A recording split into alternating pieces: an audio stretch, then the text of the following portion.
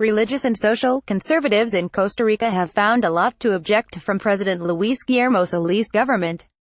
A decision to allow in vitro fertilization. A plan to recognize civil unions for same couples. The publication of education guides by the Education Ministry, and the announcement of courses that would include discussion of UAL diversity. In 2014, less than a week after Solis took office, the rainbow flag was raised over the presidential residence for the first time ever to mark the International Day Against Homophobia. Advertising in red invented by teens this week, religious conservatives flexed their muscle at the ballot box. Angered by a ruling by the Inter-American Court of Human Rights telling Costa Rica to allow gay marriage, they helped evangelical candidate Fabricio Alvarado finish first in the country's presidential election and put him in the pole position for an April 1 runoff against a candidate of Solis' party.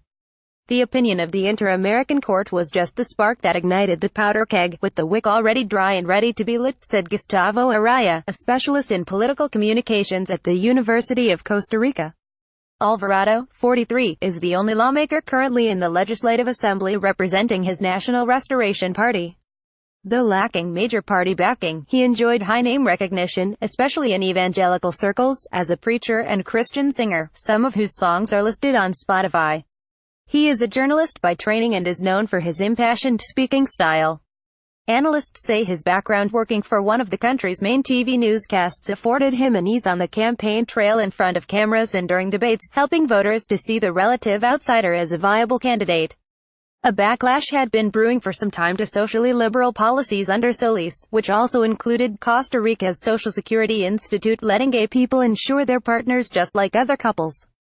Conservatives slammed the in vitro fertilization measure, saying discarding unused embryos was an offense to life. The education courses provoked a movement with the slogan, "I educate my children myself."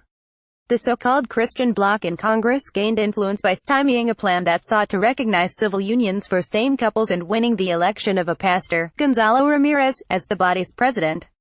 Tens of thousands flooded the streets of the capital, San Jose, in December to join a March for Life and the Family.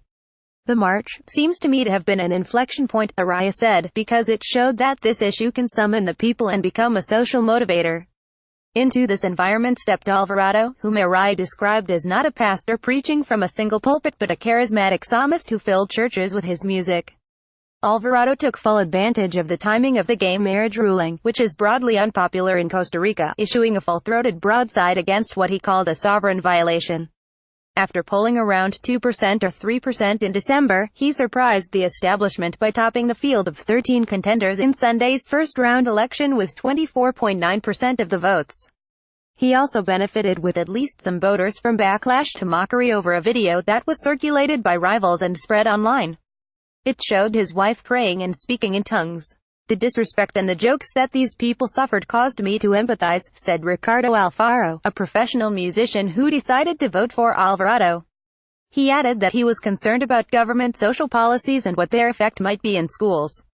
Analysts note, however, that Fabricio Alvarado's ascent also coincided with a decline for the traditional parties of this Central American nation long known for political stability and relative prosperity. Voters are turned off by problems such as corruption, crime and a stubbornly ballooning deficit. "I think the big picture is continued breakdown of the two-party system in Costa Rica that's dominated the last 60 years, said Michael Allison, a political science professor specializing in Central America at the University of Scranton in Pennsylvania. Perhaps this election has really put the final nail into its coffin. Electoral authorities have yet to make a formal declaration, but Alvarado is set to face in the second round 38-year-old Carlos Alvarado, no relation. He finished second with 21.7% as the candidate for Solis Citizens Action Party and openly backs same marriage. In celebrating his first-place finish, Fabricio Alvarado urged backers of other candidates to join a movement of national unity ahead of the runoff. Araya said some conservative groups, business interests and political parties have shown signs of wanting to ally with him. Regardless of whether he wins, his National Restoration Party took at least 14 seats in the next Legislative Assembly, making it the second largest bloc and giving it a hefty say in the country's politics. The challenge for Fabricio Alvarado in the second round will be to win votes beyond religious conservatives and offer solutions to other problems, such as the deficit. But in his victory speech on election night, he stuck to the outsiders' message that had gotten them this far. Costa Rica has made it clear to the traditional politicians, never again mess with the family, never again mess with our children. Allison said Carlos Alvarado's task going forward will in part be to try to pick up some of the disenchanted voters. If same marriage continues to play a big role in the campaign, that could favor Fabricio. But ultimately both may need to convince voters on more nuts and bolts issues.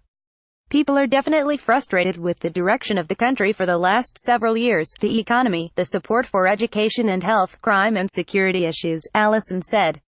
Each candidate needs to have a narrative or a plan to tackle all these somewhat longer-term issues, as well as how does the country respond to the Inter-American Court's recent decision.